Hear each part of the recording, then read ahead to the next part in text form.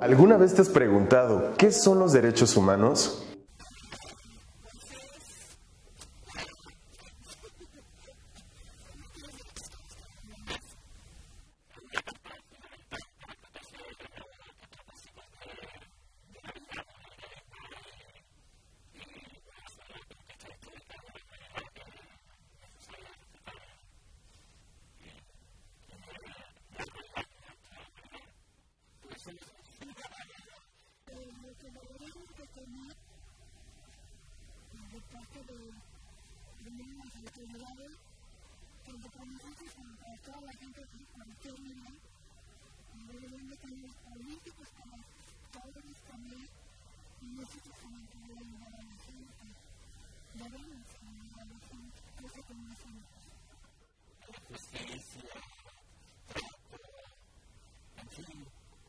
Los derechos humanos son los derechos que tienes desde que naces.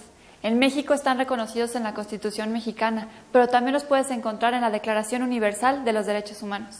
No importa la edad que tengas ni el lugar en donde vivas, todas y todos tenemos los mismos derechos humanos. Cuando no se respetan estos derechos, se falta a la dignidad y al trato digno que merece cada persona. El concepto de derechos humanos es un concepto que es socialmente construido, jurídicamente construido, políticamente construido. Hay distintas maneras de abordarlo. Desde la etapa más reciente se piensa que desde la Revolución Francesa es un momento fundacional, porque se ubica entonces a la condición de hombres y mujeres en una situación de igualdad ante la ley. Y la Revolución Francesa es como la nueva piedra fundante de este nuevo concepto o del concepto moderno de los derechos humanos, en la idea de cómo van las sociedades conociendo, reconociendo y asignándose derechos. No es que existan, sino que los colectivos humanos los van reconociendo y los van construyendo.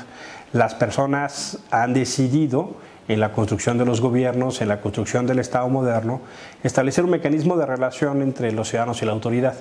Una de esas formas es justamente a través de los derechos humanos. A partir de la Revolución Francesa se asume que las personas, por el solo hecho de ser personas, tienen derechos y que no hay condición de soberano, de gobierno o de régimen alguno que los pueda quitar. Y esos derechos se le asignan por igual a todos los hombres y todas las mujeres. E inclusive se establece a lo largo del tiempo las condiciones bajo las cuales esos derechos dejan de ejercerse. Digamos que son siempre permanentes y solo en determinadas ocasiones se limita su ejercicio. Los derechos humanos procuran el bienestar, el desarrollo y la felicidad de los individuos y de las sociedades. Respetar los derechos humanos garantiza las condiciones de acceso a una vida digna, a la igualdad de oportunidades y de derechos, así como un trato digno para una vida con justicia. Si se respetan los derechos humanos, puede existir una relación de paz entre las personas y sus gobiernos.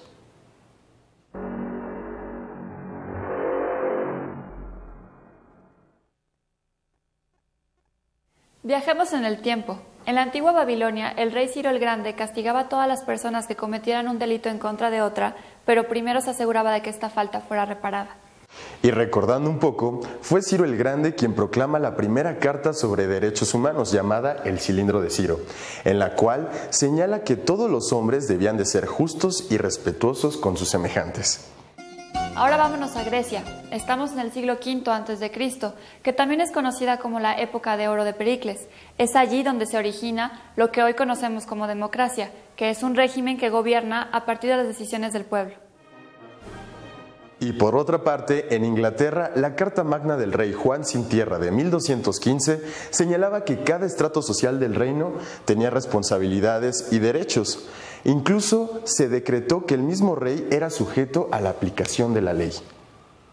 Fue durante la Guerra de Independencia de los Estados Unidos y la Revolución Francesa que se impulsan y plantean los derechos humanos tal y como nosotros los conocemos ahora.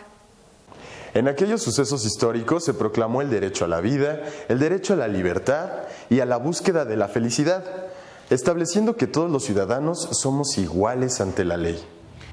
Después de la Segunda Guerra Mundial se establecieron reglas de convivencia entre las naciones para asegurar el respeto, la tolerancia y así poder garantizar la supervivencia de la raza humana. Para 1945 se crea la ONU, Organización de las Naciones Unidas, en la cual 3 años más tarde se proclama la Declaración Universal de los Derechos Humanos, la cual promueve el respeto y la procuración de la dignidad de los seres humanos. Los derechos humanos debemos entenderlos, comprenderlos y aplicarlos para llevar una vida digna y de bienestar. Hacia el siglo XIX se empezó a trabajar mucho más fuertemente lo que se conoció como el derecho internacional humanitario, es decir, el derecho que se construyó para preservar la vida en mínimas condiciones en las guerras. Eso es uno de los motivos que lleva a la construcción, por ejemplo, de la Cruz Roja Internacional, cuando se hace la aplicación de la revolución industrial a la guerra y se aplican las armas de destrucción masiva por primera vez en la historia de la humanidad.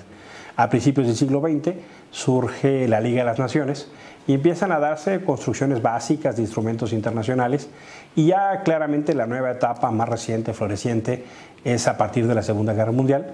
Se crea como consecuencia de este enfrentamiento la más grande destrucción en la historia de la humanidad. Descubrimos el poder de la bomba atómica, descubrimos el Holocausto, descubrimos la muerte de millones de personas, y como respuesta positiva, como respuesta civilizatoria, como respuesta fundada en la paz, la dignidad y la justicia, surge la Declaración Universal de los Derechos Humanos. Esta declaración, firmada en el 48, constituye un nuevo paradigma donde se refundan los estados democráticos de derechos en esta mancuerna democracia, derechos humanos, para a partir de ahí construir toda una nueva serie de instrumentos, no solo en materia de Naciones Unidas y los instrumentos internacionales y las convenciones y pactos que de ahí se derivan, no solo los sistemas regionales. Por ejemplo, México forma parte del sistema interamericano, lo que se conduce y se construye a través del organismo regional, que es la OEA, la Organización de los Estados Americanos, sino a partir también de instrumentos nacionales, constituciones o leyes federales, y a través de leyes locales que llevan entonces a una construcción sistemática, avanzada, progresiva de los derechos humanos. Y ese es justamente el carácter con el que podemos resumir este proceso: la progresividad de los derechos humanos, este carácter universal, este carácter integral, interdependiente, y este carácter, vamos a decirlo así, inalienable. No se le puede quitar a las personas sus derechos, al contrario. Y ahí entonces surge claramente este proceso histórico asociado a la lucha de los pueblos por su justicia y dignidad.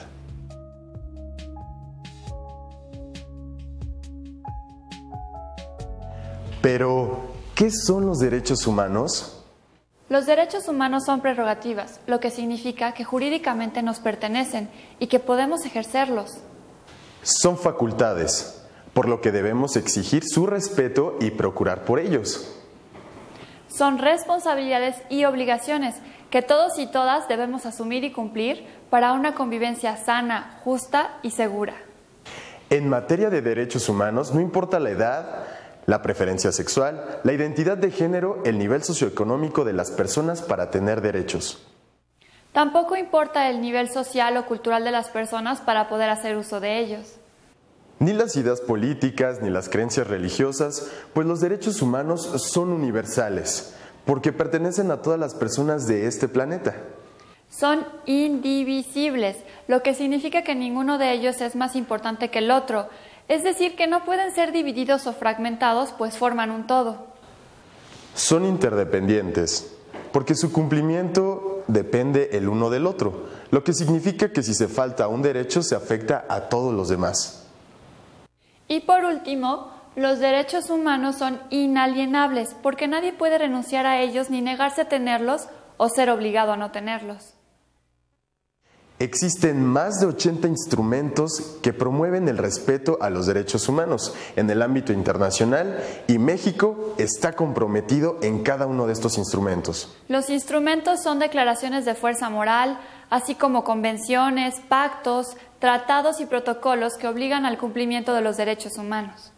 Cuando un servidor público comete una violación a los derechos humanos, se puede recurrir a la Comisión Nacional de Derechos Humanos o a cada una de las 32 comisiones estatales de las entidades federativas y a otros organismos gubernamentales y de la sociedad civil. Entonces, los derechos humanos son de todos los seres humanos, nos pertenecen, son un todo conformado por libertades, garantías y obligaciones para el bienestar y el desarrollo. Y podemos exigir su cumplimiento a las dependencias y poderes de gobierno. Los derechos humanos son de todos y todas, de las niñas y los niños, de los y las adolescentes, de las mujeres, de los hombres, de los y las adultos mayores.